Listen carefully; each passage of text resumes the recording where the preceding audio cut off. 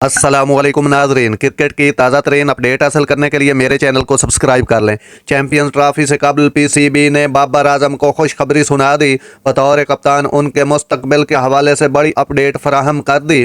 Pakistan cricket board ने champions trophy से कबल बाबर आजम को खुशखबरी सुनाते हुए बतौर कप्तान उनके मुस्तकबिल के हवाले से अपडेट फराहम की है।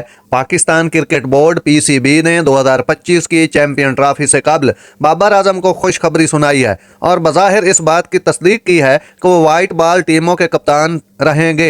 हाल ही में ये अफवाहें थीं कि 2024 के वर्ल्ड कप में पाकिस्तान की भूल जाने वाली रन के बाद बाबर को कप्तान के ओहदे से हटाया जा सकता है, लेकिन ऐसा लगता है कि बाबर पाकिस्तान के वाइट बॉल कप्तान के तौर पर जारी रहेंगे।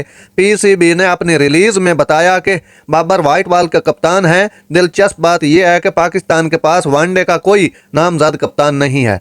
बाबर ने 2023 के वनडे वर्ल्ड कप के बाद पाकिस्तान के ऑल फॉर्मेट की कप्तानी छोड़ दी थी।